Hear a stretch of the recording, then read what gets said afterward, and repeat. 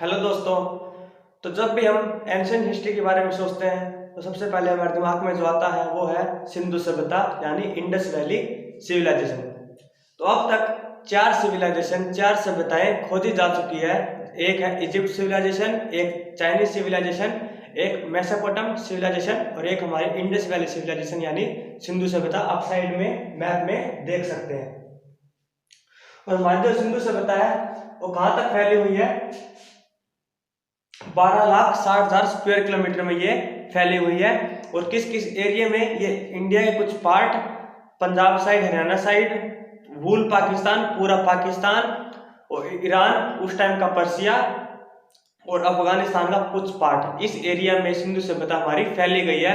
और जिसका जो मोस्ट एक्सेप्टेबल टाइम पीरियड है जिस टाइम में सिंधु सभ्यता थी वो है 2400 ईसा पूर्व से 1750 ईसा पूर्व।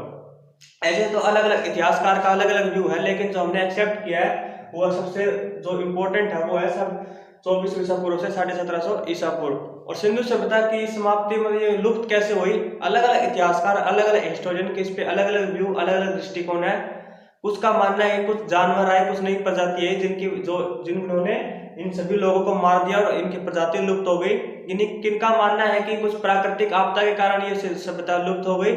और किसी का मानना है कि इसके बाद जो वैदिक काल आया, जो उसमें आर्यन लोग आए थे, उन्होंने इनको मार दिया और अपने वैदिक काल की शुरुआत की। लेकिन अभी इस पर कोई निष्कर्ष नहीं पहुंचा है। तो चलिए इसके बारे में और जानने की कोशिश करते हैं। तो सिंधु सभ्यता का पता सबसे पहले कब चला? जब 1857 में कराची और लाहौर के बीच में रेल पटरी बन रही थी, तब जॉन मार्शल को सबसे पहले पता लगा। और जॉन मार्शल के कहने पर ही राय बहादुर दयाराम साहनी ने इसकी खोज करना शुरू की और सबसे पहले 1921 में सफलता मिली।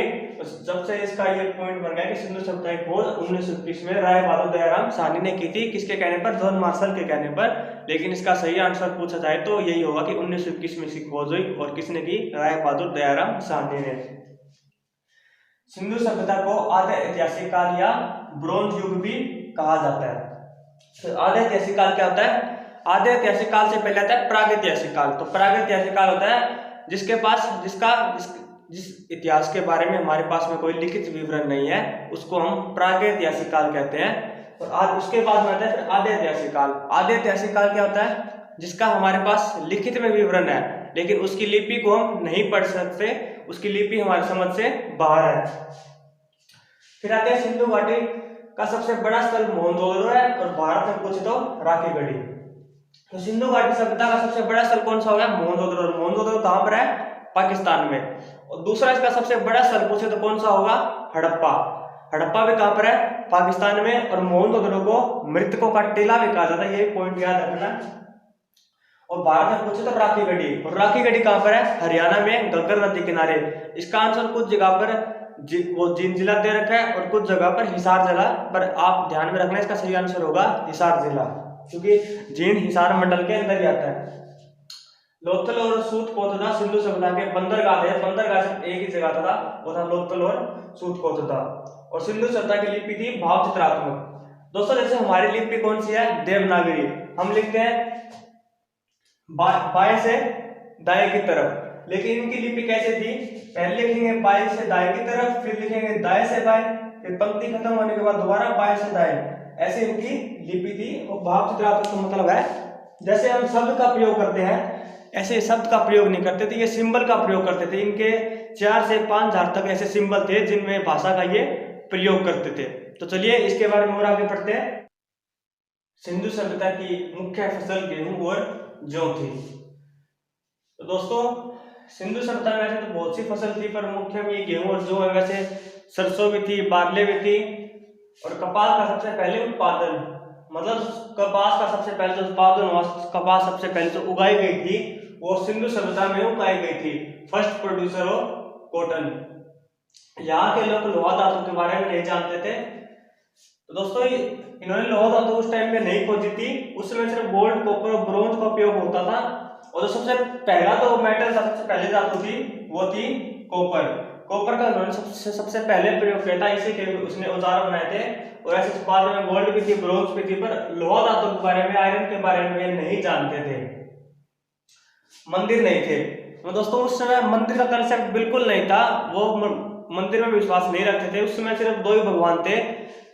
पुरुष का था पशुपति महादेव, जिसकी आज के तुलना शिव जी से की जाती है, शिव जी से।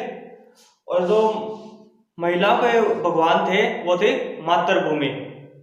और दोस्तों कुछ लोगों का मानना है जो शिवलिंग अभी हम पूजा करते हैं वो सिंधु सभ्यता से आया है, कि सिंधु सभ्यता का कुछ पार्ट वैदिक काल में भी था।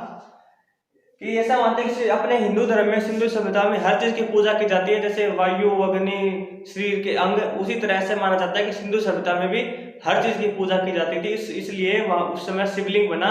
शिवलिंग is a mixture of sexual organ of male and female. और वहां से ये शिवलिंग का कंसेप्ट है सिंधु सभ्यता से, ऐसा कुछ लोगों का मानना है। लेकिन ये भी बिल्कुल मतलब निश्चित हुआ नहीं है, कंफर्म हुआ नहीं है। और इनका मुख्य व्यवसाय था व्यापार।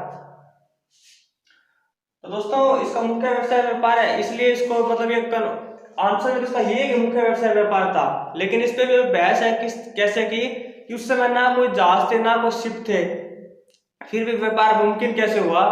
और उसमें एक साक्ष्य मिला कि जो सिंधु सभ्यता में जो कॉइन था वही same coin Egypt civilisation, Chinese civilisation और मेसोपोटाम सिविलाइजेशन में भी मिला, वही सेम कॉइन, जबकि उस समय जहाज और प्लेन की सुविधा नहीं थी। इसलिए मुख्य व्यवसाय व्यापार को माना गया। ये माना गया कि उस समय अभी व्यापार होता था और उस समय इतना पैसों में नहीं था, सामान का होता था कि तुम मुझे चावल दो मैं तुम्हें गेहूं दे दूंगा, इस प्रकार वहां पर व्यापार होता था। और दोस्तों ये लुप्त कैसे हुई सिंधु सभ्यता, इसमें भी अलग अलग इतिहासकार, अलग अलग हिस्टोरियन के अलग अलग व्यू है। कि कुछ का मानना है कि इसमें कुछ नई जानवरों की प्रजाति है जिन्होंने इनको मार दिया और इनकी प्रजाति लुप्त हो गई।